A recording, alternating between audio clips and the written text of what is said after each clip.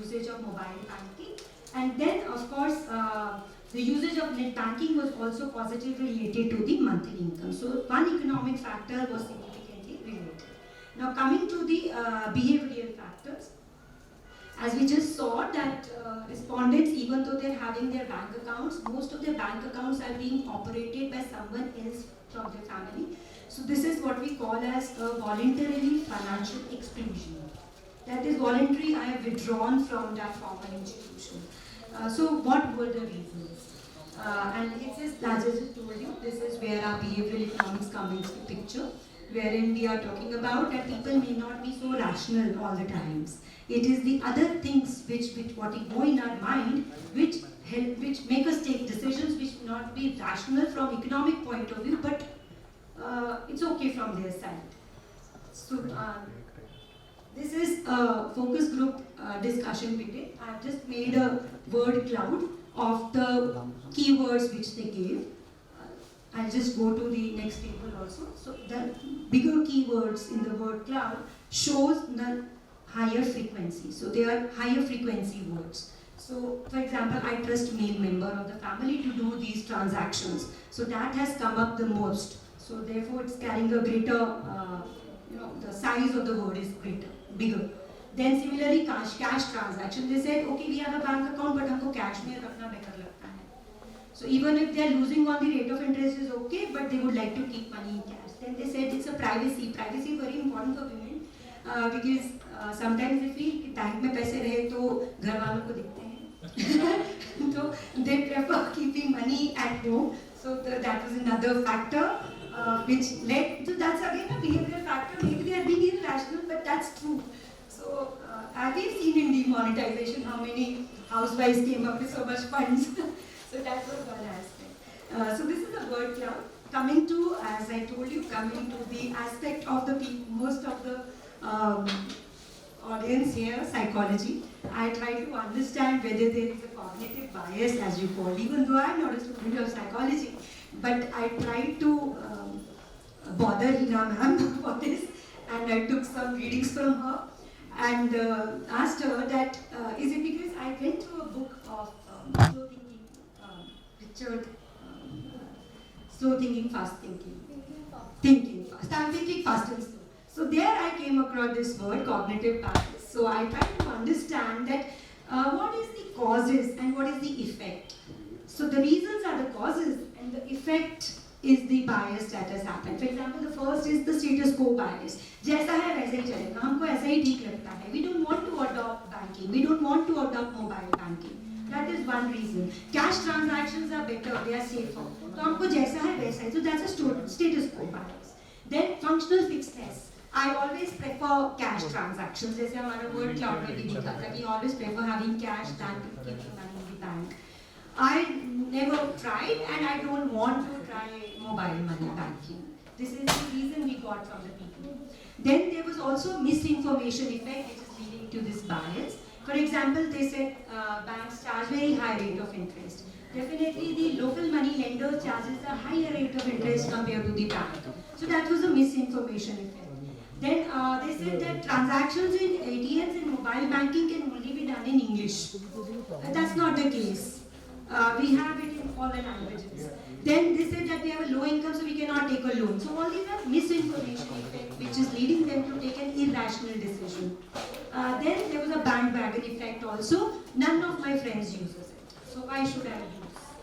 And my family thinks कि तुम तो गलती करोगी इसमें. That was another thing. Then she said that banks तो जब जरूरत पड़ती है तो मदद नहीं करती. तो मेरे दोस्त गए थे, मेरे रिलेटिव गए थे, उनको जब पैसा चाहिए था तो लोन नहीं मिला. तो हम नहीं जाएंगे बैंक में, हम प्रेफर करेंगे कि भाई पैसा घर में रखें या जरूरत पड़ेगी तो हम किसी से अपने फैमिली से बिल लेंगे. And then they said that we also found our last banking transaction very difficult, so we don't want this. And one more reason screen में थोड़ा सा ये हो गया. They said that we have a feature phone, very common in the rural areas. They don't have the smartphone. So that feature phone में ये सब नहीं होता है. So that was again a misinformation effect because UPI transactions can be done in a feature phone also. So this is what I call as biases in action. which is leading them to have irrational decisions. So if I want to just conclude, what I would like to say is that what we need more in these cases is the what we call as nudges. You need to nudge people to do this. For example, Anganwadi workers, Asha workers, if they can be brand ambassadors for teaching these women how to do these online transactions or digital banking, they will rely more on them as compared to a bank manager coming and telling. Because so many times, they are afraid to step in the bank also because they feel सब पढ़े लिखे लोग रहेंगे और हमारे से stupid से question को वो आंसर नहीं करेंगे. So they don't want to step in the bank. So if we can get hold of people with whom they tag on to, so that would be a better way to change their behavioral aspect of banking transaction. So it is not the financial literacy campaigns which is needed, but I think it is more of nudging which is needed. So that is all. Thank you so much for your time. Thank you so much, Dr. Aparna. That was a wonderful presentation. Next, may I invite Professor Rakesh Srivastava.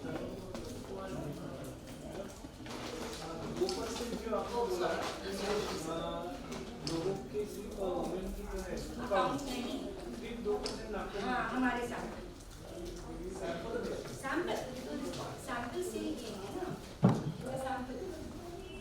Because if you see, because of Jandan ना, most of the women जो working women रहते, DBT आती थी ना, तो DBT तो bank account में आती है, तो DBT के लिए उनको अकाउंट खोलने पड़ते हैं. वो जो उज्ज्वला योजना में जो DBT आती है, वो अकाउंट में आती है. Okay, thank you so much. Are there any comments or questions? There are none. Then we'll complete the symposium here. She is the only speaker for the symposium today.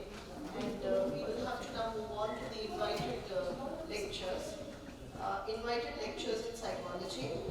We have about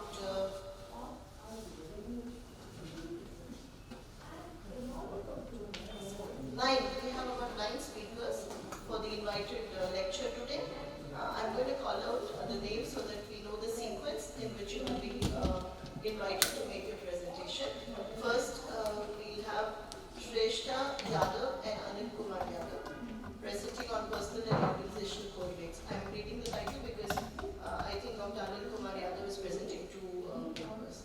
Next is Tarun Mishra. Third is Sujit Pratap. Is he here? He's coming. Okay. Then we have Richa Singh is not here. No. Tushar Singh, not here. Anurag Upadhyay. Then we have Gaurav Kumar Rai. And then Anil Kumar Yadav again. Then Shakila Azam, not here. Krishna Kumar. He was here, maybe Vikash Kumar. Yes.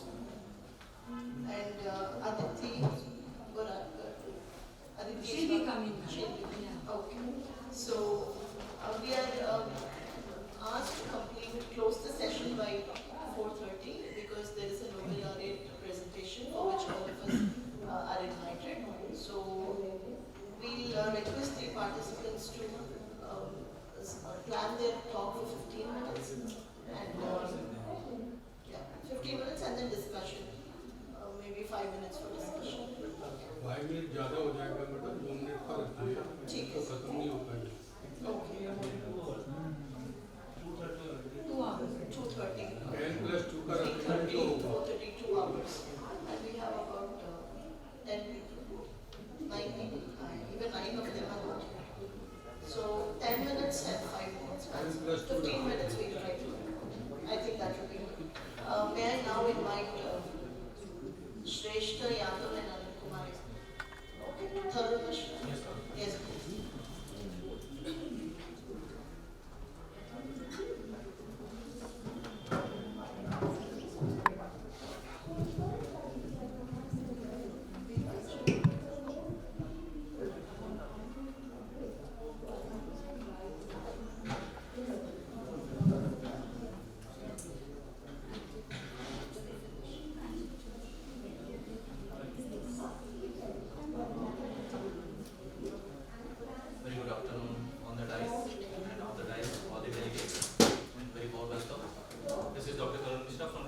Psychology, and I'll be delivering this lecture on the topic a cost-benefit study on the Flickr cube using visual task performance. So starting with this, the content which I am going to deliver is here. And here I would like to have a note that there was an ethical declaration which has been passed by the university to conduct this study because we are including human participants. So within this code of the late Brother Parsuram, that of all the merit tasks which we do in everyday life, we need to have an attention as crucial role. Because without attention, none other than like working memory, thinking, problem solving, decision making, leadership, etc., any other higher cognitive task cannot be performed. So with this code, I took attention as my subject of study. So it is a foundation of a multiple cognitive system, basically also known as in the typology sustained attention or a vigilance task performance. Now why vigilance? Because it has to be taken very prolonged period of a time where attention has to be taken as a concentration of a mental resources for a particular task to be find out and in terms of detection of a target on a non-target.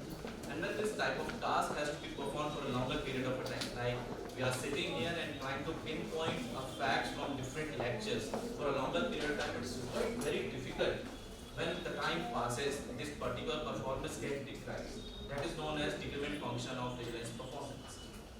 And this particular decrement has been traced out with the networking attention issues, which has been described in 3 terms, that is orienting, alerting, and execution. I will be taking a part one orienting in this particularly, and alerting and executing part can be traced in any other task too. So for that I use a Flickr cube. Now what is a Flickr cube? If we take as a quantum definition the stimulus which is followed by a stimulus again, which can be a target or a non-target. Now that cube has to be an informative, like look at the right side, look at the left side, look upward or look downward. Or by just hand movement I can show you the direction and you have to orient your whatever the sensory or information or organs are you are capable with, right? So whenever we point out the cube, we need a CTUA. In the last presentation also this term came up. So what is this particular term?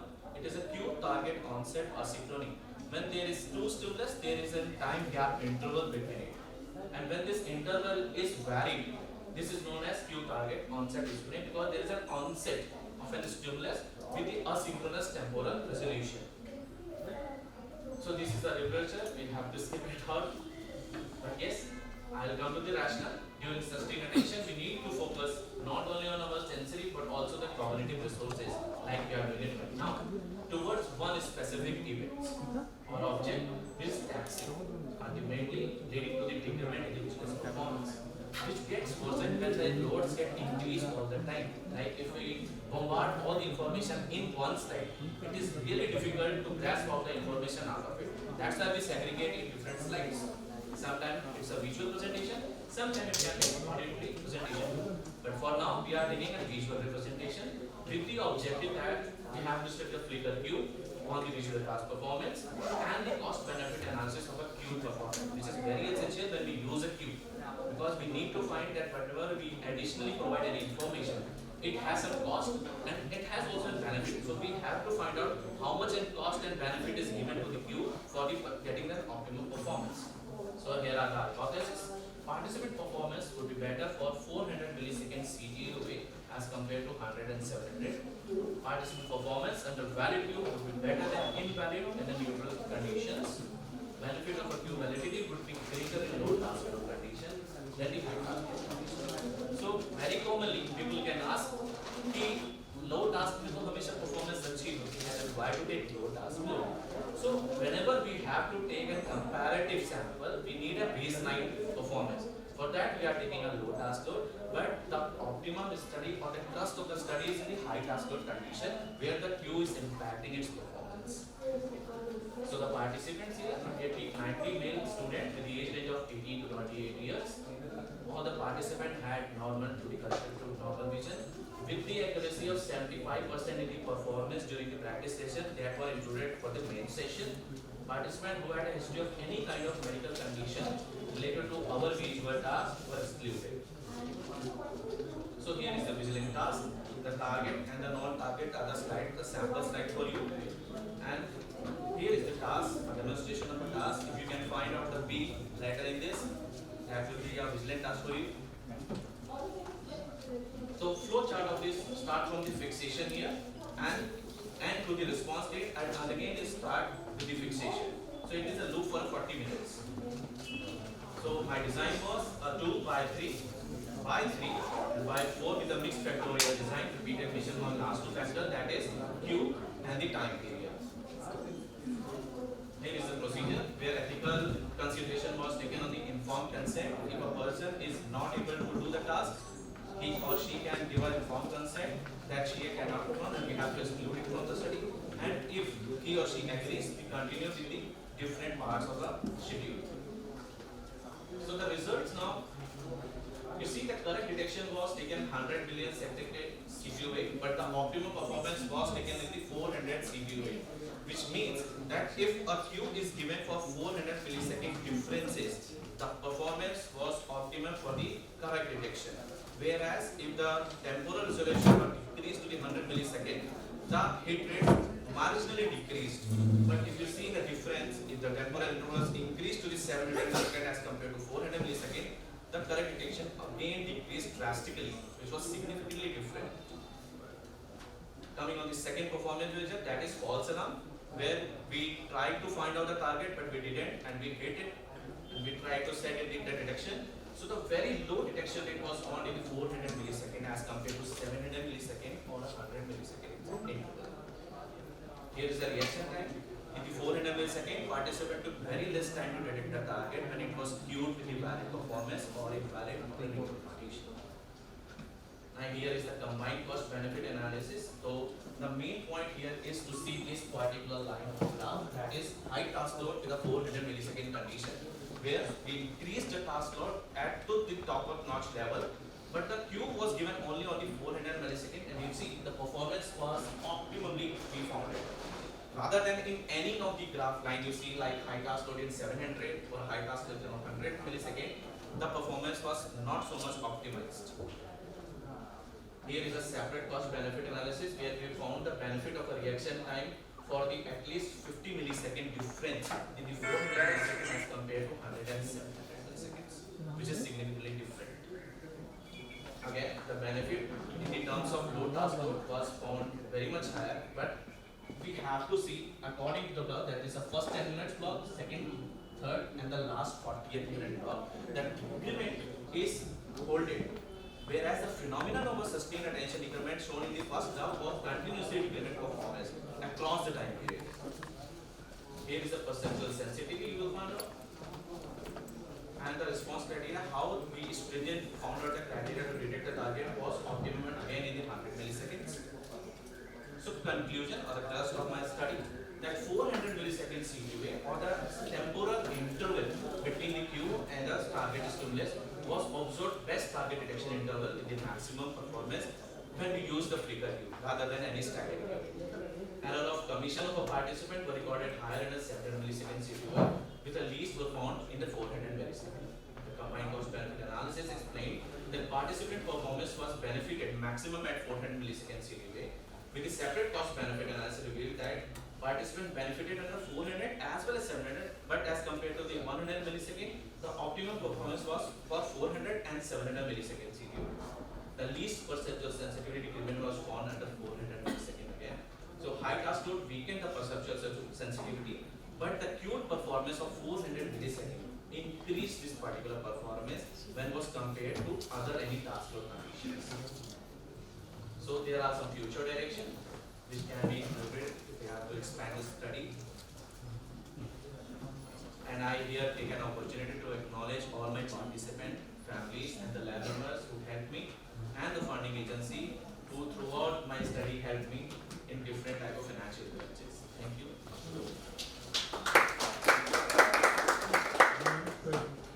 Sure. Yes, please. Dr. Mishra, you are presenting a very nice paper, but my hunch is that if intra-RT is also taken into consideration, Yes. intra-RT, Yes, sir. whether it is sensorial, visual or natural. Naturally. So you measure RT natural. Yes, it is a natural with the software of E-Prime. We have a simulation software, sir. The participant had to click the space bar and the RT will be recorded naturally with the presentation and the detection. My hunch is Yeah. that if you give sensorial instructions Sensorial interest. or muscular instructions, Okay, sir. Transdermal. RT and muscular will be lowest. Okay, sir. So that will be transdermal. So you can verify it, because I don't have that lab, but you can verify it whether there are intra-RT differences also. Sir, actually, what happens when we take a transdermal recipe, it is more of an indicator of an orienting and alerting, not an executing part.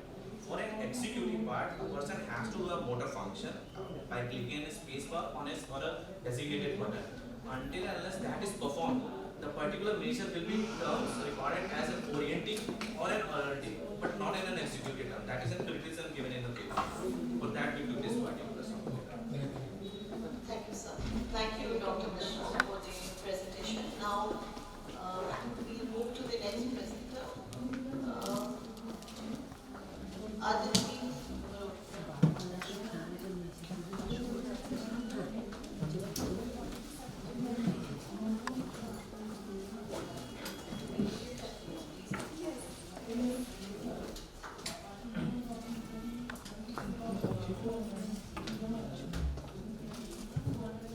A very good afternoon. Do you have a PPT?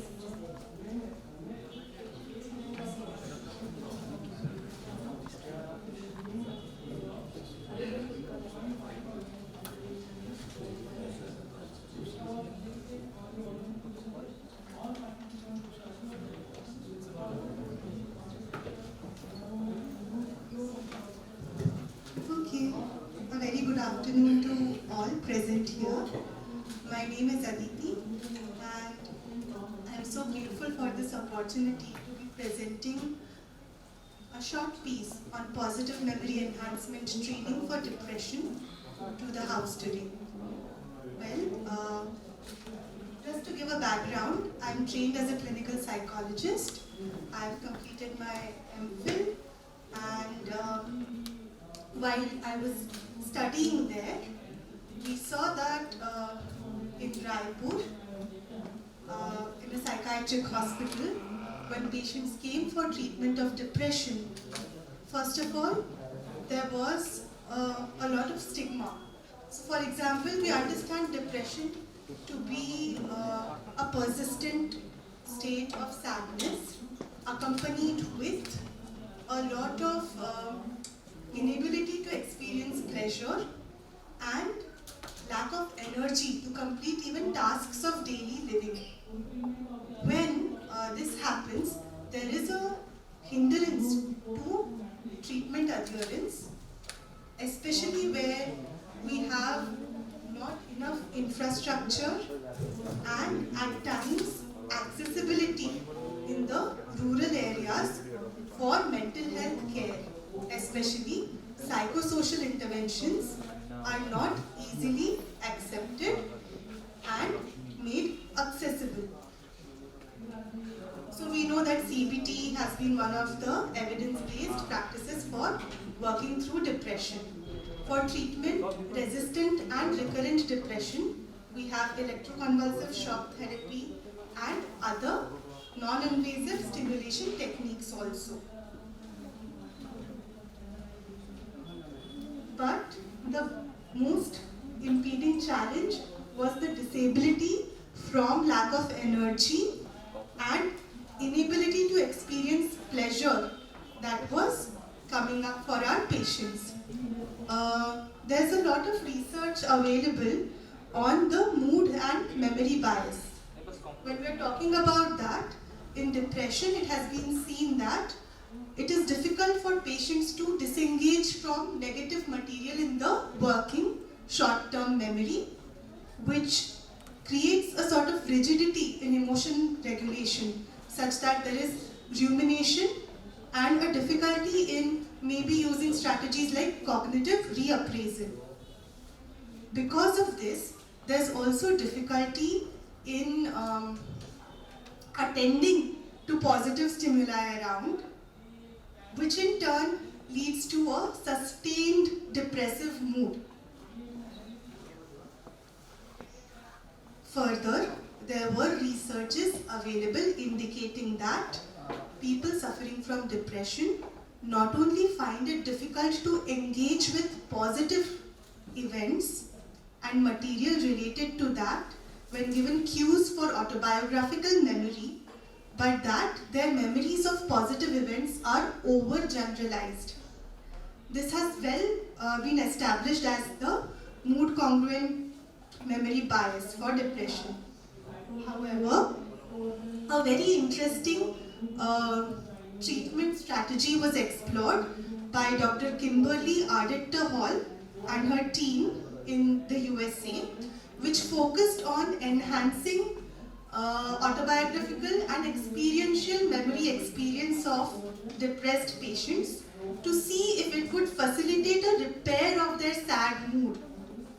And the researchers came up with a module with a practice phase, a training phase which was administered in a single session, and the participants were rated on their valence, that is how much they liked recalling a particular memory, specificity, with how much specific detail they were able to recall a memory, and they were also rated on their ability to repair their sad mood, which was checked on a Likert scale, before and after recall. I'm going to run you through the procedure now. So,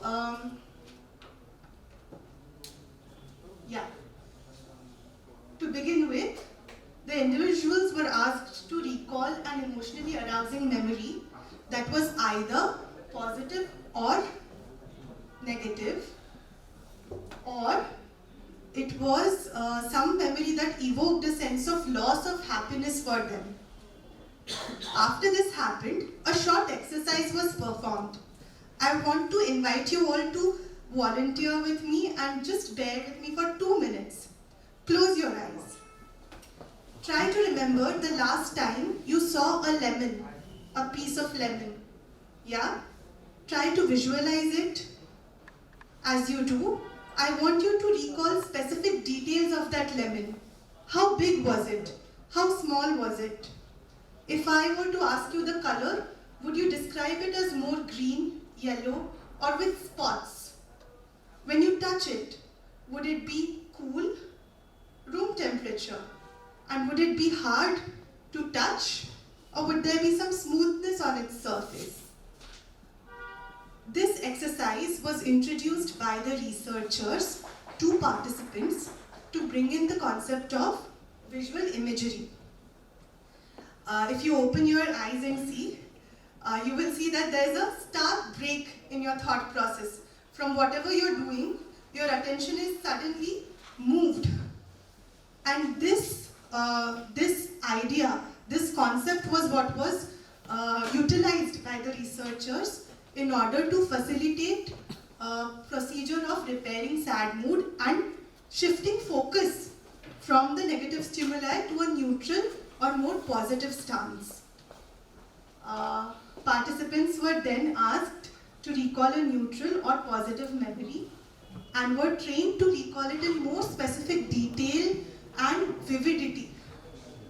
Once this was done, they were asked to register and sense into the experience of the positive memory and elongate it for at least 30 seconds to a minute. Now, in the training phase, some cues were created. For example, the market, guest, my mother, like that. And for each cue, the participants had to pick out a positive memory and a negative or sad memory. First, the recall of sad memory was completed. After that, positive memory enhancement training was done, and the participants were asked to stay with the sustained positive feeling at the end of the experiment. When they analyzed the results of this experiment, they found positive correlations and indications that this could be a helpful tool in working with depressed mood. For our hospital setting in Raipur, we had modified the intervention to include an exclusion criteria. We had added tools to measure severity of depression. Although depression severity doesn't seem to directly impede recall of positive or negative memories, there is in a clinical setup a significance of the symptom severity. We also excluded participants who had severe suicidal ideation for the study. We looked at PDI-2, perseverative thinking questionnaire, emotion regulation questionnaire, valence ratings of the researchers, ratings of subjective happiness, and specificity of memory by the researchers and the participants, and coded the data and analyzed it. Interestingly, Last one. oh, I will hurry up. I am so sorry if it's taking a lot of time. Yeah. So, well, it was interesting to note that all depressed people had difficulty recalling positive memories initially. They complained that thinking of positive events was actually kind of brutal because it reminded them of their loss and sadness.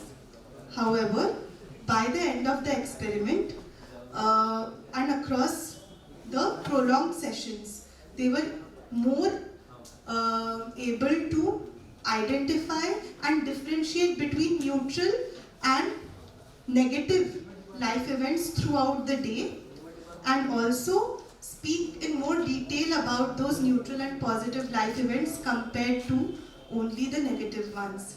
This stands out not because of its simplicity, but also because it is very affordable, trainable, and easily accessible. So that's my minute. Thank you so much for listening to me very patiently. Thank you so much, Dr. Aditi. If you have any comments or questions, we can take one.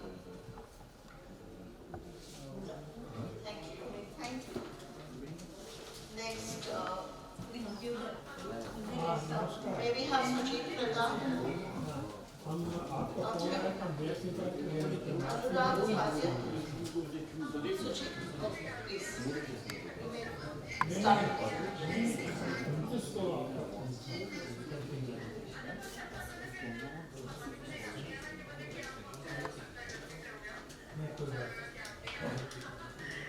वो हम सब ये ठीक है हम सब ये आपके पास पहुंच गए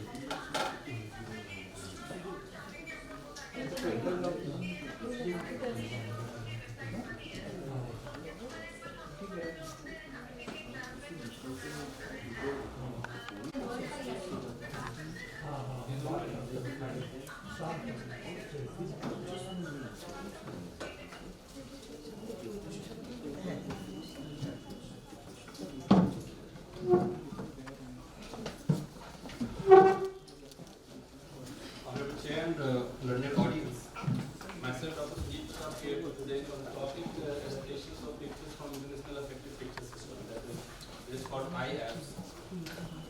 Why to move on to it?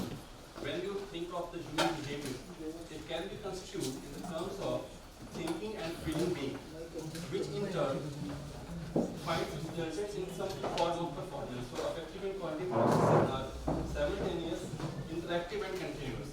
Starting from here, I would like to emphasize on how emotions can be studied and how their influences can be studied in laboratory setting, and how some standard set of pictures is required when we want to establish it within the laboratories or across the laboratories.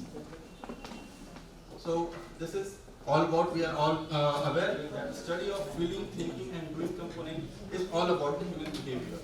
And appraisal, when we were talking about the emotional cognition by cognitive appraisal theories, we can argue that appraisal involves physiological, expressive and behavioral changes which are actually expressed when we are experiencing some kind of emotion or when we are expressing some kind of emotion. Moving to it, if for emotions, we have two distinct families of theories. One is discrete theory of emotions, another is dimensional theory of emotions. Discrete theory of emotions talks about the 6 basic emotions, that is happiness, sadness, anger, fear, disgust and surprise. And when we are talking about the dimensional model of emotion, it is actually talking about the n-dimensional space, which is here. Here. The n-dimensional space, it was given by Brinken. We can see here that 3 distinct components have been identified, that is arousal, valence and dominance. Valence is actually depicting positive or negative valence associated with the picture. Arousal refers to the combination of physical activity and mental alertness, and dominance is all about the locus of control, that is whether one is able to control the situation or the person itself is getting controlled by the situation. Going backwards, I would say that affective stimuli database, if we talk about, there are 4 distinct categories which have been developed at Center for Study of Emotion and Attention at the University of Florida. And this study has been going on from 1980, so good 40 years. The latest version has come in 2008. So there are 4 different sets of stimuli, affective stimuli. International Affective Picture System, it is also pronounced as IAP, International Affective Digital Sound System, affective nouns for English words, and affective nouns for English text, that's NF and NU. When I just focus specifically on International Affective Picture System. The latest version of it contains 1194 pictures, which have been rated on the specifications of valence, arousal, and dominance, and that too for separate set for general population, for male, for female, and for children. These normatively rated affective stimuli allow better experimental control in the selection of emotional stimuli. Whenever we are talking about some laboratory setup, we are actually talking about the premise of the control within an experimental setting, within a laboratory setting. If we do not have these pictures or these database, we are not able to control. That is why emotional attention interaction studies have not been so prominent before 2000. If we go through the literature review, that is why the word 5 was there actually. There are several reasons for using pictures as affective stimuli, because we can also go through videos, but there is certain advantages. Pictures have the clear ability to evoke emotions. It is relatively easy to edit, catalog and distribute. Pictures are the static stimuli, because if videos are there, we may be worried or concerned about some eye movements or saccades, or whether one is able to follow what particular pause action. Stimuli like films or stories can contain dynamic changes because they are themselves very dynamic in nature. And when we are talking about some physiological markers, these can offer us better perspective. Again, this I have discussed. IAPS is a large set of photographs that depict diverse semantic content, including natural similes, fruit, animals, violence, objects of everyday use, accidents, pollution, erotic pictures, and so forth. So considering the cultural sensitivities as well, one can use their own set of pictures from these 1200 pictures, around about 1200 pictures. And the pictures may be selected such that the mean scores of valence, arousal and dominance offer unique permutations and combinations. For example, if I move forward, you can see here, okay, this is self-assessment mannequin. Actually, this is a 9-point rating scale. It appears that it is a 5-point rating scale. For valence, you can see happy to sad. For arousal, you can see excited to calm. And for dominance, you can see able to control than being controlled. The size of the picture is actually depicting. So this is actually a 9-point rating scale. So 1, 2, 3, 4 because boxes are 4 boxes and 5 mannequins. So 9-point rating scale, one of the most robust scale. SAM reflects the subjective feelings of control in the situation, whereas semantic differential scale by Osgood and Tannenbaum, this also some correlation has been found out. And so it has been resolved that techniques on both the scales prove that valence and arousal account for the most variance, and that SAM is able to quickly evaluate these dimensions. These are the prototype pictures. We cannot make public all the pictures, so these are the prototype pictures as mentioned in the manual, which can be made for public appearance. That is for low arousal, neutral arousal, and high arousal, high and negative arousal actually. This was the actual procedure which has been followed. I am just discussing here two findings of the two studies which I myself have performed. Okay, this is the selection of pictures. We have the option here to control the valence level against the varying arousal level, and this is the scatter plot of it. So we are able to find out the exact effect of the exact manipulation of the arousal level against a controlled valence level. And this is the finding actually. You can see here what has happened in this experiment, that some manipulation check has been performed. That 5 minutes from point 1 to point 2, pre and post ratings on PANAS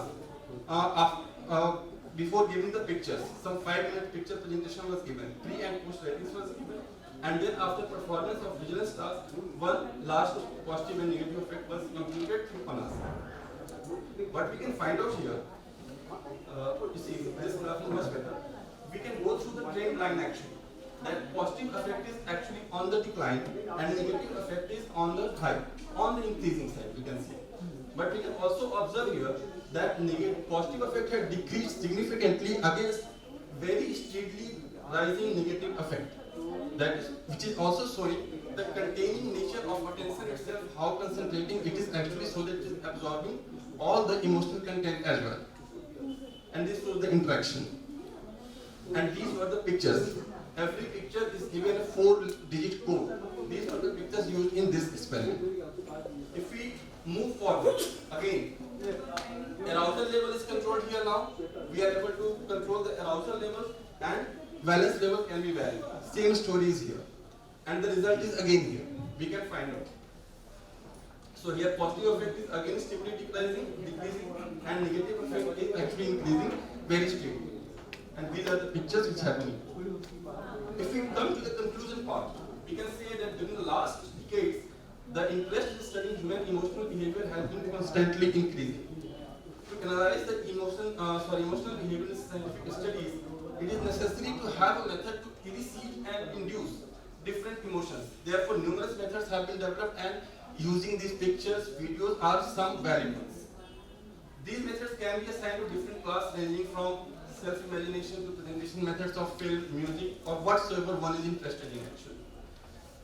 Depending on design of the study, within or between design can be studied. A standardized material for emotional induction can help to solve this problem and provides many advantages, and it is easy to exactly replicate through experiments, because if I am using n number of pictures and the same set of n number of pictures is being used by some different person in another lab, ecological validity can be maintained, which has been actually a concern otherwise. And of course it allows a better experimental control. If we talk about the view that changing one's emotional state leads to switching between different ways of thinking and construal, and when it comes to respond between developing effectively evocative learning content and environments. That is, it is all about affective computing. It is all about related affective computing, which is actually very much popular today. Different stimuli, I have told that a separate set for children has been also developed. So it may be applied specifically to children, and it can contain the Bloom's taxonomy. It can also take into account the Bloom's taxonomy, which is talking about affective cognitive character of the presentations. And relatively, I have concluded saying that relatively broader or specific Indian adaptations of affective stimuli should be developed, because there has been only one attempt till date in 2013 by Srinivasan and Lohani at CBCS. They have used the adaptation of some 80 pictures, and it is a wide range of 1200 pictures. So I myself is working on it. So these two findings are just a prerequisite for it. I am moving on to next set to just validate and adapt for the Indian setting. That's all from my side. Thank you.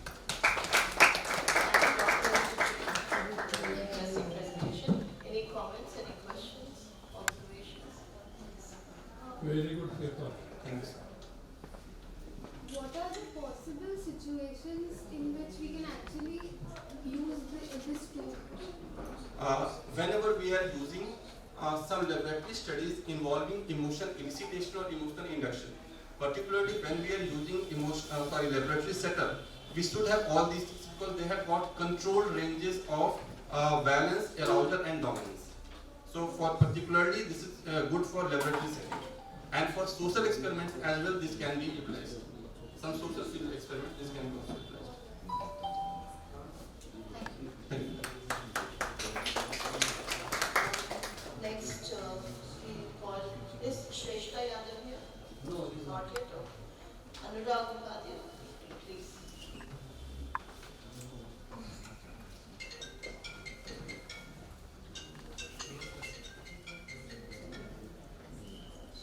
Hello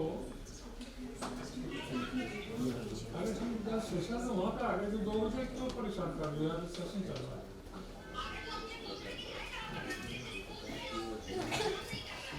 session जहाँ पे कल था वही है।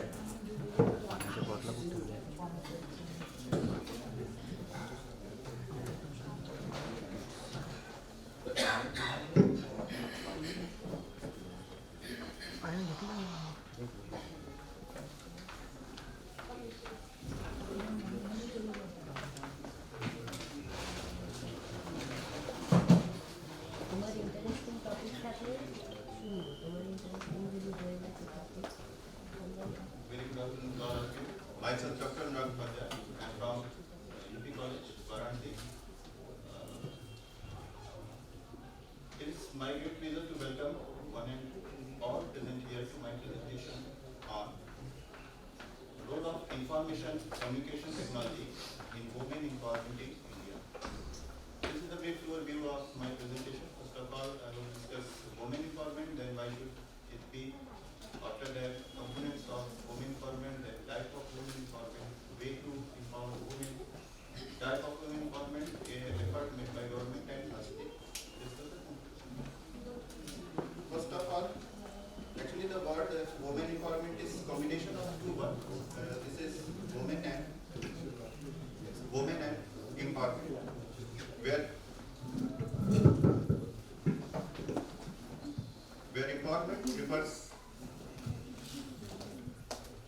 empowerment refers as social action process that promote participation of people, organization and communities in gaining control over their lives in their community. According to the World Bank, empowerment is the process of enhancing individual or groups' capacity to make decisions and to turn those decisions into desired action and outcome. Women empowerment can be defined to promoting women's sense of self-worth, their ability to determine their own choice, and their right to influence social change for themselves and others. Based on the assumption that women differ from men in their social position and that those differences consist of asymmetric, unequal power relations between the gender, so women empowerment refers to the process of increasing women's access to control over the strategic life choice that affect them and access to the opportunities that allow them fully to realize their capacities. Why should it be means? What is the need of the women empowerment? Because of exploitation, dowry, discrimination, and harassment. History has witnessed that out of all disadvantaged groups in the world, women have suffered the most, leaving their condition vulnerable. On the worldwide scale, their pain cannot be explained in the terms of culture, race, geography, and religion. It is regrettable that women are frequently the target of abuse, molestation, violence, rape, poverty, hunger, and acid attacks in today's technological advanced society. So, because of that, as per the data released by NCRB, crime against women rose by 15.3% in 2021 from the previous year, with 428,278 cases registered last year, following 371,503 cases in 2020. The NCRB report also shows that the rate of crime against women increased from 56.50% in 2020 to 64.50% in 2021. Nearby, 31,000 complaints of crime committed against women were received by the National Commission for the Women in 2022, the highest since 2014. Need of women empowerment. The main problem faced by the women is gender discrimination, women education, female, infanticide, dowry, child marriage, freedom of movement, access to employment, exposure to media, domestic violence. Gender discrimination is discrimination on the basis of a gender, causing one gender to be racially privileged over another, and this is illegal. Why this is illegal? Because constitutionally both genders have equal right in India. Next is women education. It is a very crucial factor in empowerment of women because the literacy rate of women is very low as compared to men. The total literacy rate is 77.70 with literate male at 84.70 and literate female at 70.30. According to NFHSS National Family Health Survey and NSO National Statistical Office data. Female infanticide. Intentional killing of baby girls due to the preference for male baby and from the low value associated with the birth of female. Next is dowry. Dowry is a very common problem in our society. In a few words, we can say that this is a token bidding for the marriage. And the child marriage, what is child marriage? Child marriage is informal union between a child under the age of 18 and with an adult. This problem leads to deprivation of several mental strength in women. That is, in cognitive aspect like decision making strength, in behavioral aspect like freedom of movement and access the private education or employment, stable emotional strength and strong emotional intelligence. And it is also affected by exposure to media. Next is component of women empowerment. Right to have access to opportunities and resources, power to control their own lives both within and outside the home, access to education and employment to determine the choices, ability to sense of self-worth, seeking orientation for social change to create her own social status and make decision on her or perception and cognition. Ways to empower women.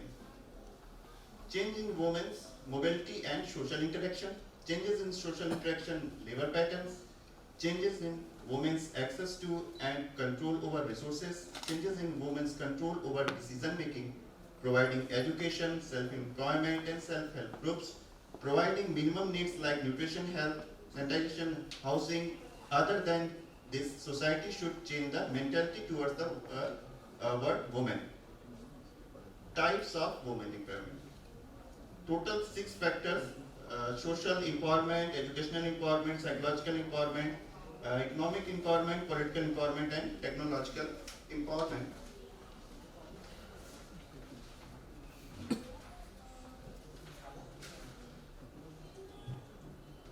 Social empowerment. It is a degree to which the personal capabilities and the ability of female to act are enhanced by social relation. Educational empowerment, an interactive process in which the women acquire relative control of the learning process based on the sense of belonging, independence, and generosity toward the other. It increases our intelligence, skill, and knowledge and bring positive changes to our life. Psychological empowerment.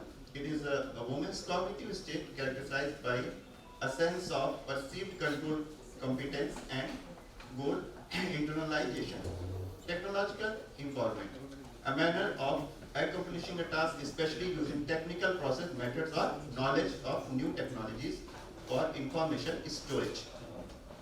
Political empowerment. It refers to the process of transferring various elements of power to women who do not have. Okay. These are the several efforts which is done by our government. These are listing as Deen Dayal Upadhyay Antyodaya Yojana, Deen Dayal Upadhyay Gramin Kaushal Yojana, Dhanlakshmi scheme, and all that.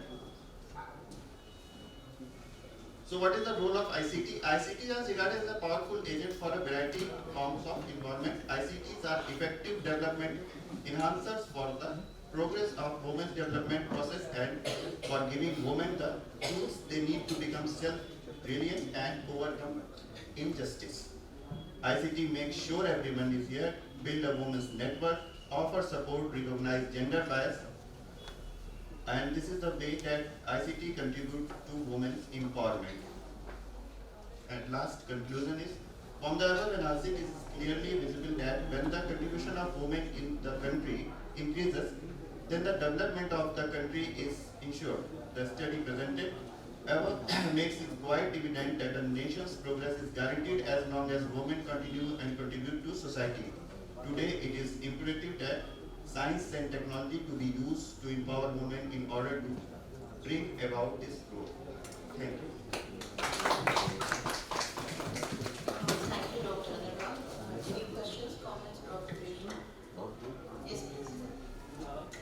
Dr. Raj, I have a query about the women empowerment. Is there any milestone की मतलब वहाँ तक अगर empowerment कर दी जाए तो वो important समझा जाएगा, क्योंकि एक radical feminism का एक concept है word without meat is the last resort of women empowerment. Is that okay or not? Actually, development की कोई लिमिट तो होती नहीं, तो इसलिए हम किसी एक चीज को कोई फुल स्टॉप से नहीं कर सकते. It is a continuous process, इस पे सस्टेनेंस चाहिए. ठीक है, मतलब कहने का मतलब ये है कि अगर हमें वुमेन को एम्पावर करना होगा तो हमें एक शुरुआत करनी है, उस शुरुआत को फिर उत्तरोत्तर आगे तक बढ़ाना है. हम उस पे एक थ्रेशोल्ड पॉइंट जरूर डिसाइड कर सकते हैं, पर एक्सट्रीम पॉइंट नहीं डिसाइड कर सकते.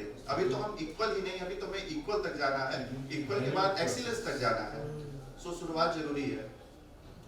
Very good answer. Now, may I call Dr. Gaurav Kumar Ram for presentation.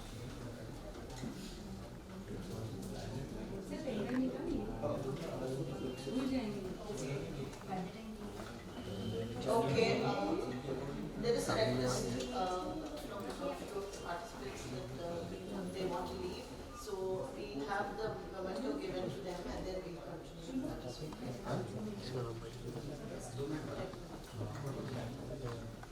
to take just few minutes. So, wait please, let me do it. Can we have Dr. Aparna Samudra first, because she was the symposium, and then we have the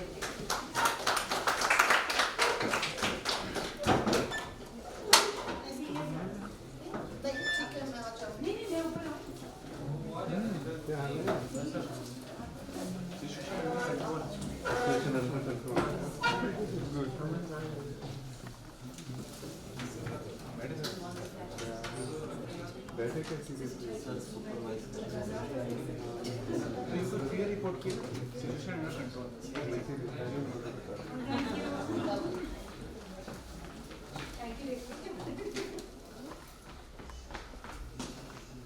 Now we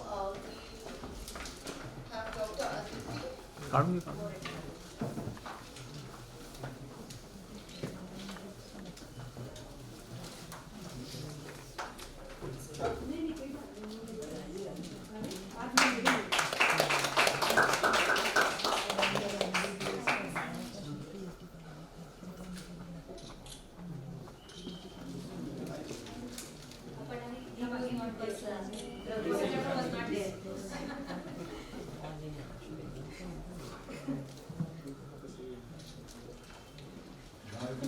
He was not there when we.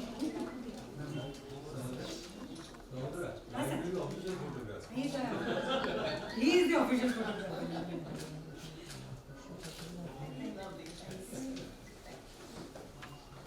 Taken it twice. One official, one official. Dr. Tharun. So we okay, really appreciate that gesture. Okay, so we'll have the presentations continuing now. Dr. Gaurav Kumar Rai.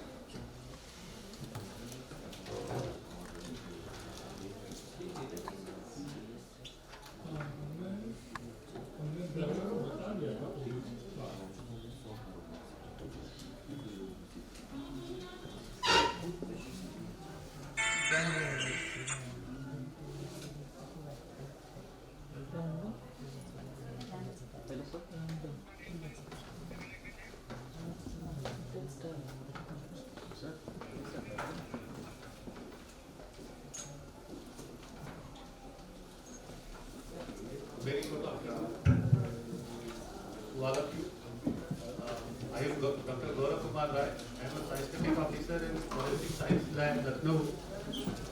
And presently working over there, but my research work is on based on Banaras Hindu University South Campus data. My topic is color of lights and human performance.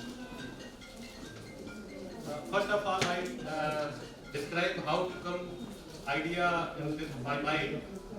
So there are a naturopathy department. They are working on the chromotherapy. It's a basically working on not on only on your eyes. If you close your eyes, then light, color of light also affects your performance and some neurobiological activities. So that I think that it's can be used in business performance and some human performances to reduce their activities or arouse their activities. So I use this chromotherapy. I have used only two colors, that is blue and yellow. I am choosing only a business performance because of it's a very hard to maintain your performance across the time period. So I use business task, and there are three properties in business task: infrequent signals, repeated digits of stimulus, and the task was for prolonged time period. And that it has been determined by the three characteristics. First one is task characteristics, individual, that personality, mood, and the third one is environmental characteristics. I've used environmental characteristics as a color of light. So my objective is to examine the effects of blue and yellow lights on mental workload, physiological response, and business task performance. Business task performance was recorded in terms of hit, false alarms, response time, perceptual sensitivity, and criteria.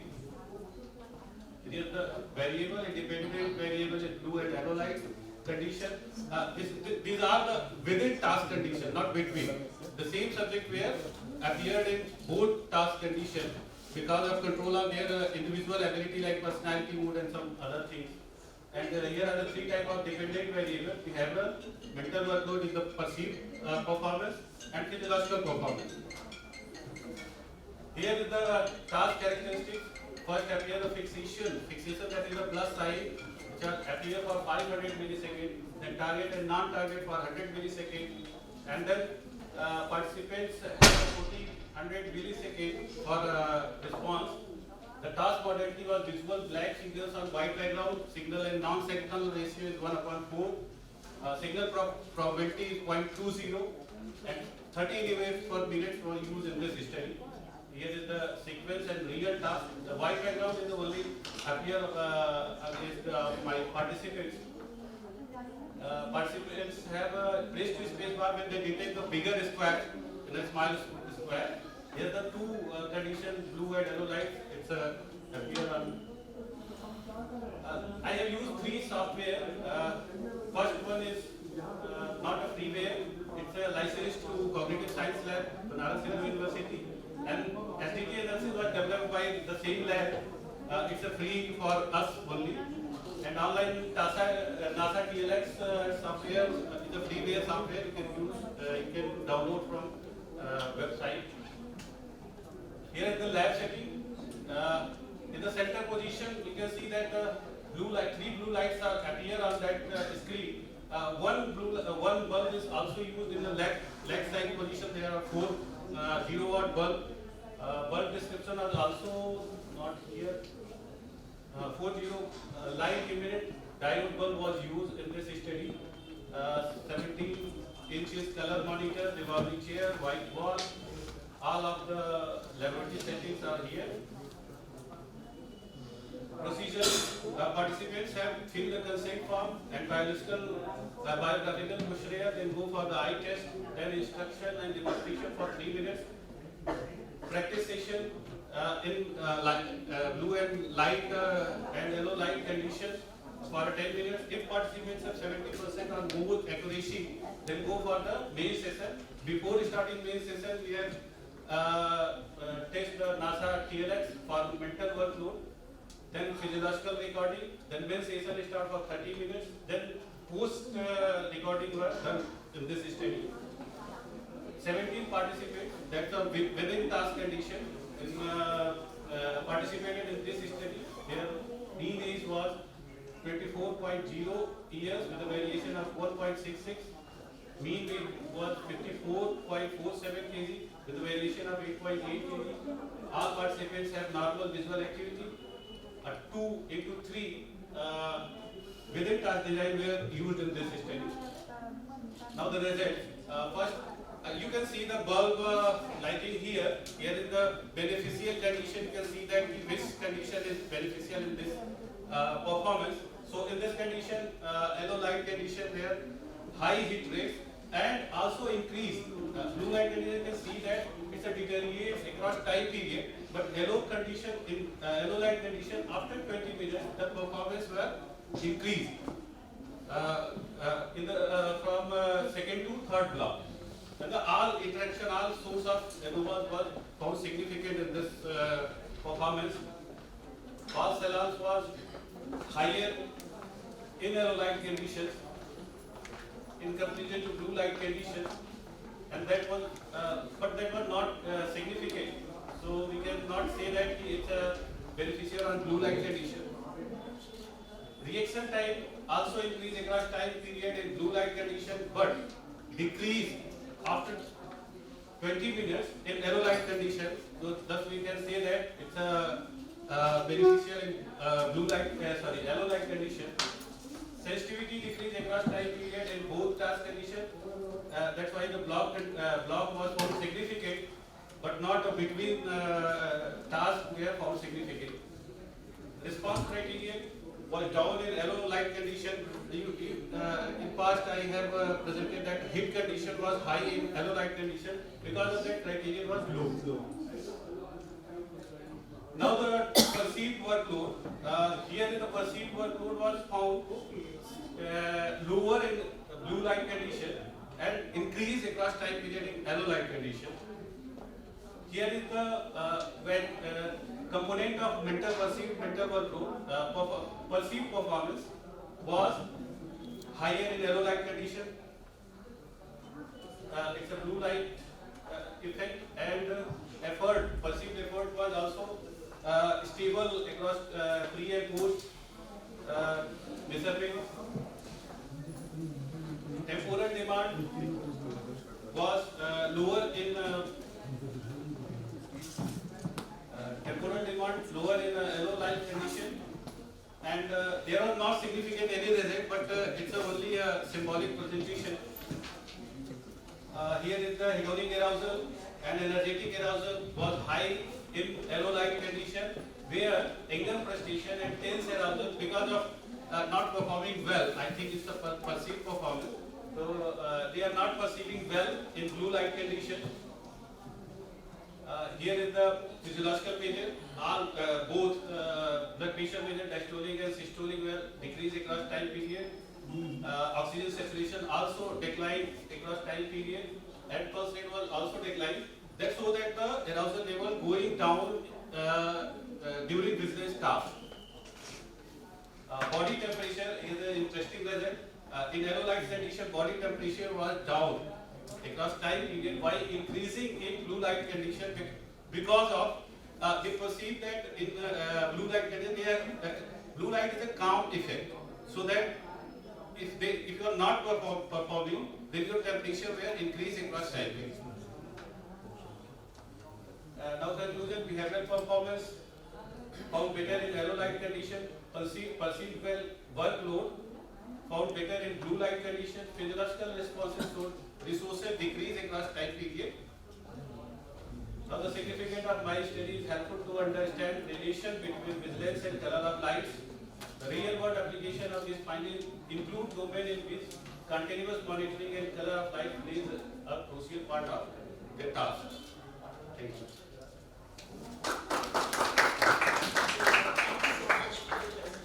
Any questions, queries, observations from the audience?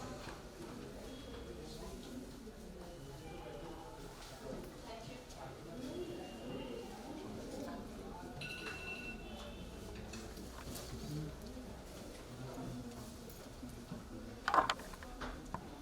have Anil Kumaria.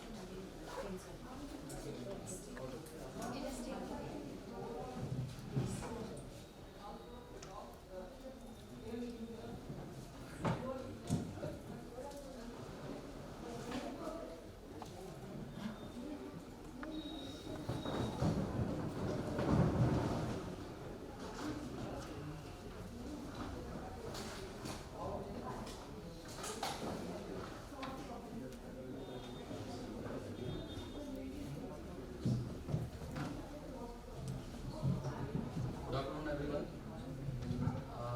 Today I am going to present a paper, or you can say a kind of review paper, on the topic vigilance performance, and the three important aspects, or you can say factors, which are associated with vigilance performance, that is cognitive demand, workload, and stress. So, before discussing about the factors which affect vigilance, I would like to give a short, brief introduction of the problem of vigilance. We all know by now, because of previous presentations, that vigilance is a task, or vigilance is related to something where we are supposed to maintain our attention for a prolonged period of time, and specifically the task in which we are engaged is monotonous and repetitive. So that is why it has been found that it results in decrement of performance, and that has been termed as vigilance decrement. And there is a very interesting story behind origin of this vigilance studies. Initially, this term vigilance was coined by Sir Henry Head in 1923, and after that, during World War II, British Air Force pilots, they were supposed to, they have this technology, they have a technological advancement where on their radar there was a blip sound whenever enemy submarine was in the sea water and it was detected on the radar. So there was a blip sound. But surprisingly, most of the blips were missed by the experienced pilots, and due to that, submarines were, they were not able to struck them, and because of that, the Allied forces, they paid a heavy price because of that. So after end of World War II, the British Navy and Air Force, they both jointly wanted to what happened and why pilots were not able to perform, and they were having so much experience and so highly motivated they were, still they were missing the targets. So what was the cause? So they appointed at that time Norman Macquer, to find out the underlying cause behind this kind of performance decrement. And Macquer did a test which is famously known as clock test, in which basically he simply used a clock in which there was a pendulum which made single jumps, and occasionally it made double jumps. So simply participants or observers who were basically at that time the pilots who has actually participated in the war, and they have to click whenever a double jump took place. So what happened, that in his experiment he found that over a task of 2 hours, most of the participants, they were not able to maintain their performance, and after initial 20 to 30 minutes there was a decrement in their performance. That is, they missed the targets, and continuously there were false alarms, and there was a decrement in reaction time as well. So based on his findings, Macquer termed this vigilance decrement phenomenon, and he said that this should be curbed, and from then on, from the past 70 or more than 70 years, vigilance decrement has been a major problem for ergonomists and human factor scientists, and which has been studied extensively. So apart from that, a pioneer in this area, that is Raja Parasuraman, he has and also Denver and Baum, they have done extensive work in this area, and they have proposed many theories and many, and they have also proposed taxonomy of vigilance. And according to them, there are two types of parameters, or we can say the factors which affect vigilance have been divided into two parameters. One is based on stimulus parameters and another one is task parameters. In stimulus parameters, the first three are first order factors because they are physical characteristics of the stimulus, that is sensory modality, which is either auditory, visual and tactile. It has been found that sometimes it has been found in the experiment that auditory signals, they are better, the performance is better for auditory signals compared to visual signals. And signal salience is associated directly with the signal and amplitude of the stimulus, and it is obvious that when amplitude and signal will be higher or clearer, the performance will be better and vigilance decrement will be lower. Whereas event rate is like, and we will further discuss event rate, so I am skipping it here. Temporal uncertainty is about the occurrence of that critical signal, when it will occur. So most of the observers, the real problem for them is that they are not aware about when and where, when is spatial uncertainty, that where is spatial uncertainty and when is temporal uncertainty, at which time and at which place. And basically place here is about the screen, whichever they are monitoring over the time period. So these two factors are very important, which are actually responsible for vigilance decrement. And then task parameters, task complexity. It has been found that as the task complexity increases, vigilance decrement is steeper. Although Yerkes-Dodson law applies here, as if the task is too simple, then sometimes it causes understimulation, and due to that also vigilance decrement has been registered. Then knowledge of result. Knowledge of result has been proved to be beneficial for vigilance performance. Whereas task taxonomy, there are successive tasks and simultaneous tasks. In successive tasks, observers are supposed to hit the critical signal based on their memory. Whereas in simultaneous tasks, they have to just make a simple comparison between the two tasks, which one is the critical signal.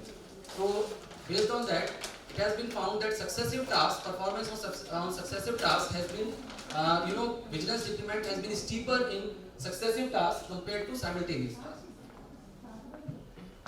Now these three factors which I have earlier spoken of, that is cognitive demand, workload and stress. One of them is cognitive demand. Cognitive demand is mainly, you can say, manipulated in terms of event rate, that is rate of presentation of neutral events in the task or in the whole experiment per minute, in the rate of per minute. And it contains both neutral events as well as critical events or signals, we can say targets. Whereas task type is sometimes cognitive task and sensory task, both can be used. Although it has been found that sensory tasks are, they are more, vigilance decrement is more pronounced when we use sensory tasks compared to cognitive tasks. Event rate has set to be when 24 events, if there is the rate of event is 24 or more per minute, it is considered as high event rate, whereas lower than 24 it has been considered as low event rate. And it has been found that event rate is inversely proportional to vigilance performance. That is, higher the event rate, lower the performance, or we can say higher vigilance decrement. Then the second issue is, that is workload associated with cognitive demand. It has been found that, and since we are going to discuss workload again on the next slide, so I am skipping this. Then there is perceptual sensitivity and response criterion. Perceptual sensitivity is supposed to decrease when we encounter high event rate, and that is according to signal detection theory. When perceptual sensitivity lowers in higher event rate, then performance decreases. That is, vigilance decrement is pronounced. And response criterion increases in case of low event rate, and that is the reason of vigilance decrement when there is low event rate. So we have to understand this, that in case of low event rate, there is vigilance decrement, but not as pronounced as in case of high event rate. But perceptual sensitivity accounts for decrement in high event rate condition, whereas response criterion accounts for vigilance decrement in low event rate condition. Then there is resource model proposed by Parasuraman and colleagues.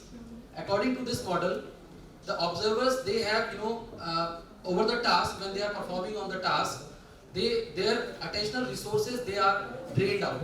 And with the time, these resources are not replenished as per the requirement, and that leads to, you can say, vigilance decrement according to resource model. Then we have this factor, that is workload of vigilance. If you will ever see a vigilance task, and it has been many a times people have advocated in last one. Okay. In that case, I will just skip to my conclusion. And basically, I actually wanted to just make this whole point, look very feasible, and that is why I was creating all that kind of background. So, the need for vigilance tasks to be taken seriously, because the extent of loss which has happened over time in the past, and there are many incidents regarding that which we can take into example. And for that, a study that was performed by Yadav Singh and Tiwari in 2016, and I was part of that study. So according to that study, there is a need to construct moderately demanding work conditions to extract optimum performance. And why that? It is just proportionate to Yerkes-Dodson law, where the optimum performance is extracted, or you can say achieved, not when the condition is extreme, either low or either very high, but it is somewhere between these two dimensions, and it may be called as optimum. We have to just go for that. We have to search for that. We have to you can look for that. Thank you very much. Yes, sir. Dr. Yadav, you have presented a very nice paper, but you have resorted to SR formula, Sturmer's forms. Oh, you have missed. Because some demographic variables, you have talked about Schultz and Green, you have talked about signal direction theory. It was developed by Schultz and Green. And in Schultz and Green, they have clearly mentioned that some demographic variables like gender, age. Sir, just a minute, sir. Sorry to interrupt you. Actually, because of the lack of time, the O you are talking about, I have to miss it because of the time restraint. Otherwise, that would have been covered in my presentation. So, I didn't find that, Yes. so I have to make this I apologize for that. But Schultz and Green have clearly mentioned, and they are true to SOR theory rather than SR theory. You have discussed your entire paper within the framework of SR theory. This is my observation. Otherwise, your paper is very good. Thank you, sir. Do we have any more comments, questions? Okay, thank you.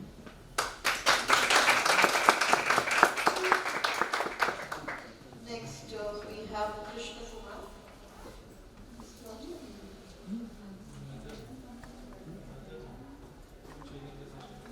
Oh, his presentation. Vikas Kumar.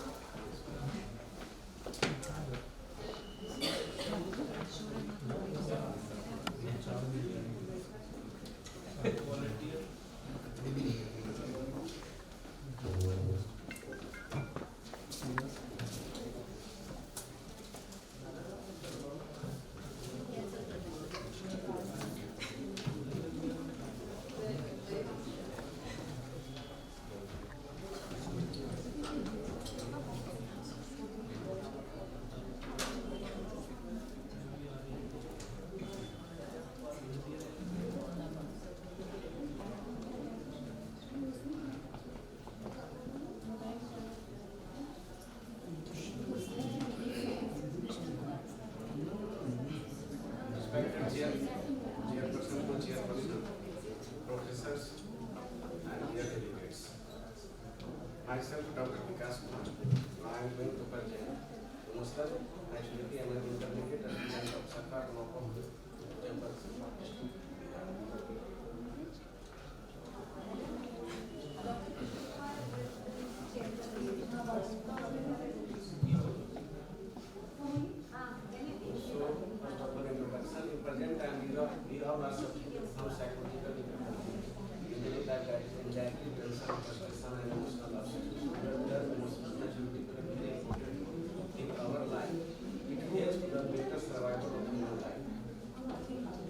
Emotional maturity defines how capable a person is to respond to situation, control her emotion, and behave in sophisticated manner when dealing with others. According to Walter Smith's book, emotional maturity is a process in which the personality is both intrapersonally and intrapersonally.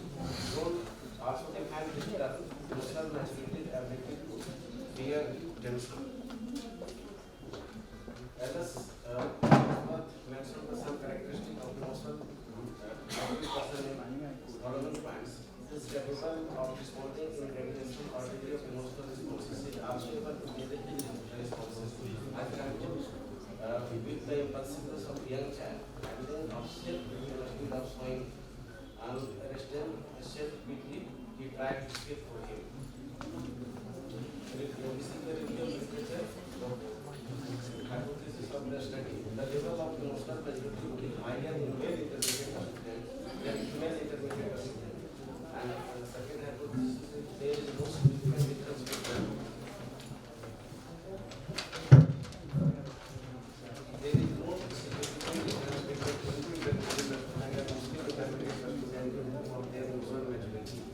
Hindu male students having high level of emotional maturity than Muslim male students. Hindu female students having high level of emotional maturity than Muslim female students. Objective of the study to find out that the impact of gender on the emotional maturity of the students. Second objective is to find out that the impact of religion on emotional maturity of the student.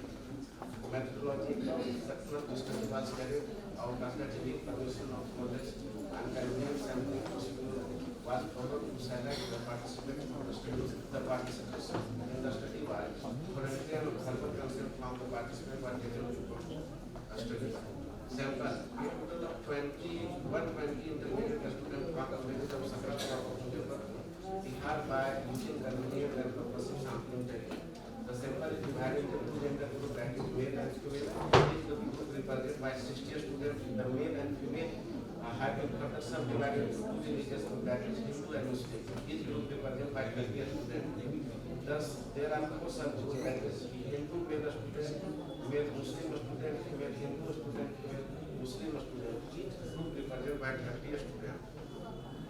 So this is the inclusion criteria: age between 15 to 20 years, minimum qualification, education qualification was intermediate, Hindu and Muslim student by religion. Exclusion criteria: age below 15 years and above 20 years excluded. Education qualification below between intermediate and above the postgraduate excluded. Sikh and Christian by religion was excluded. Personal data questionnaire for collecting the details of information regarding participants, age, sex, religion, etc. and emotional maturity scale, which was highly developed by the District Singh and Dr. Mahesh Bhargav.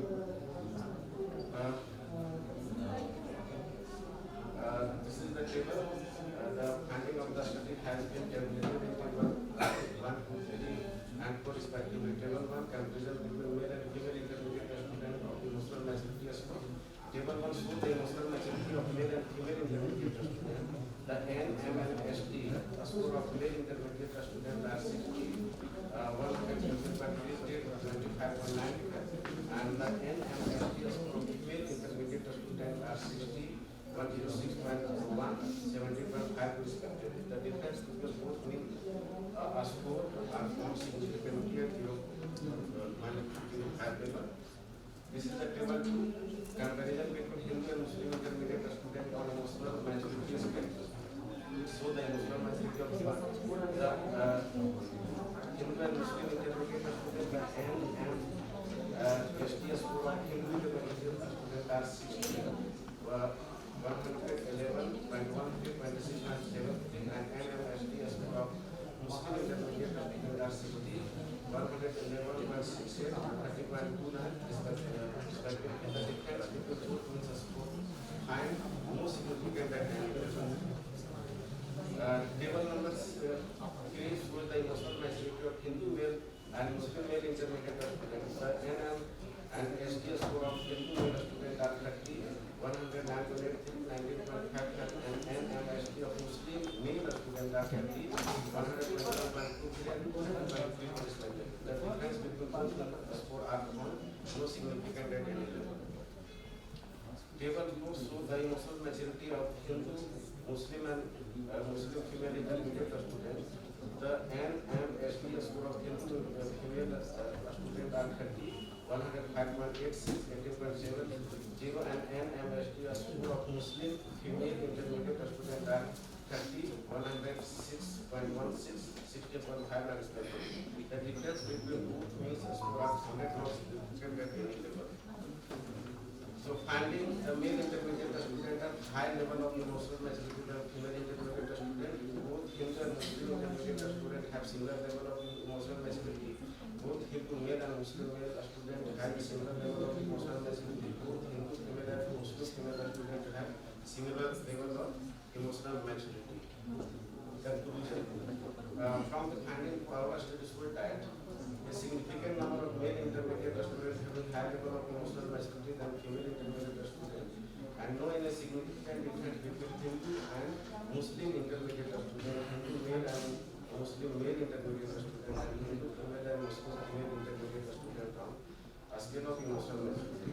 Keeping in view the above finding, there is a need to cultivate the emotional maturity among the students for their growth of individual development and betterment of future. So this is the amendment. Thanks for to Vikash Kumar for the presentation. That was the last presentation. Yes, sir. This should be one section to all. Use the term method instead of methodology. Because technically methodology means science of methods. Methodology is science of method. In research method could be methodology. But when you present a paper, it should be method. And if you go through all standard journals, they write method, not methodology. Unfortunately, I also wrote my thesis methodology in 1967. And one of my examiners, you know, that at the time one was foreign examiner. Hubert Bonner was my foreign examiner, and he gave me this tip: you should have used the term method instead of methodology, because methodology is science of method. You are not narrating science of method, you are narrating a method. So whenever I come across people, I try to correct them. Better use method in place of method. Otherwise, the paper is methodology is a very comprehensive term. It can include anything, but they have to stand on your method here. You have to write your method, what you have said, what you have do. You have to write that. Why you do? You have not to discuss science of method. Methodology, this is for information of all. Youngsters, Yes, so we will remember the Yes, we have one more comment. Ma'am, it's an observation. When we are using a difference between Hindu and Muslim and male and female, do you know the constitution? If you are not in aim कि हम discrimination अगर दिखा रहे हैं तो हमारा objective क्या हो सकता है, इसके लिए कैसे intervention दे सकते हैं? केवल discriminate करना आपके constitution के विरुद्ध भी है। तो इसका आपको पहले ही आपको ऑब्जेक्टिव बताना होगा कि यदि हम डिस्क्रिमिनेट कर रहे हैं तो उसका पॉलिसी मेकिंग या और कहीं पे इम्प्लीकेशन होना चाहिए। केवल हमें डिस्क्रिमिनेट करके नहीं छोड़ना है, अपने कॉन्स्टिट्यूशन अपना जो संविधान है वो हमको इसकी अनुमति भी नहीं देता है। तो it must be, I think there are several papers to discriminate between male and female, but discrimination only apply on their papers but not application. So it must be improved on your research and some other research.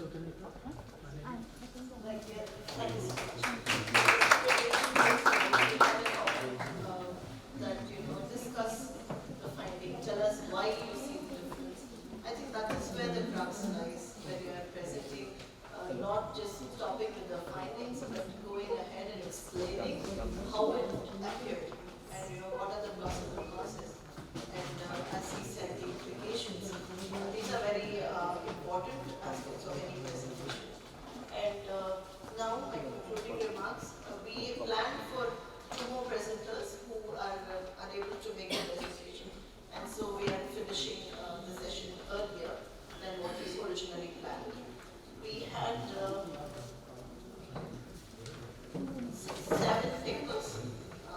7 papers from very different backgrounds.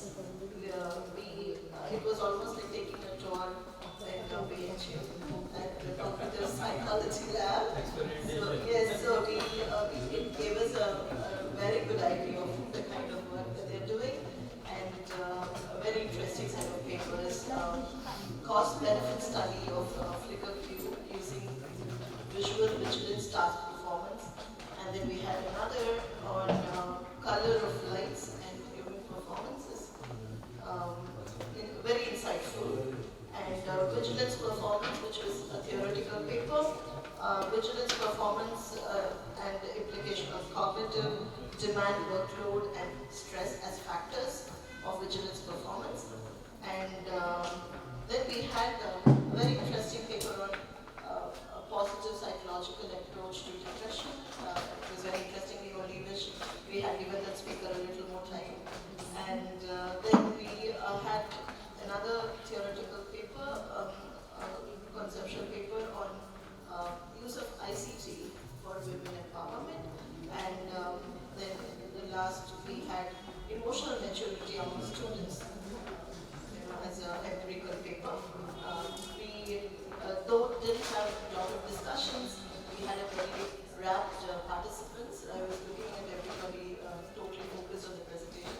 So I thank all the presenters for making this afternoon very interesting and informative. Thank you so much.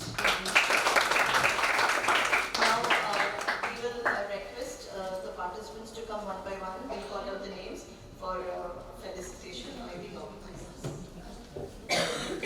First we have Dr. Arul Krishna. We thank you extra for your patience.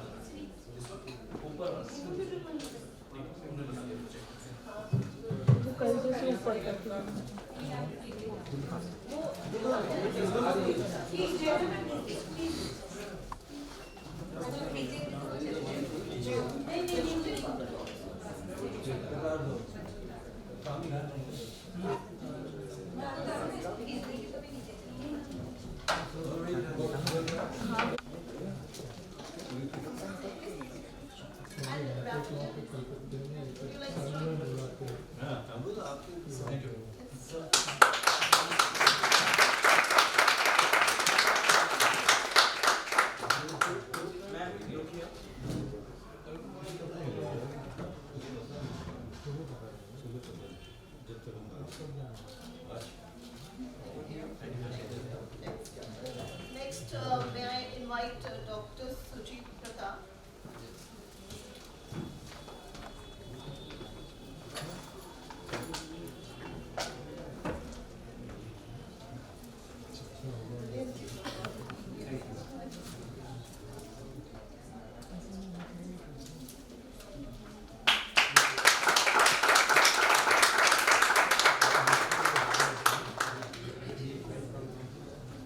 Next, may I invite Dr. Anurag Upadhyay.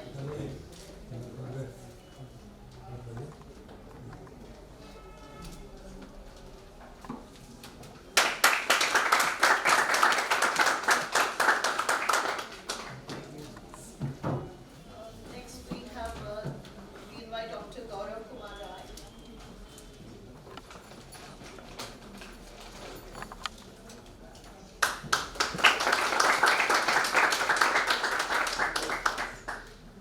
Then we have Dr. Anil Kumar Yadav.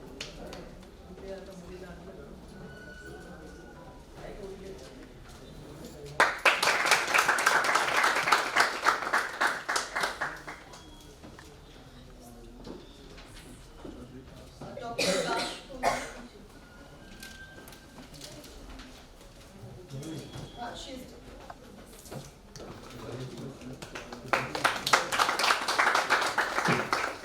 It might be maybe a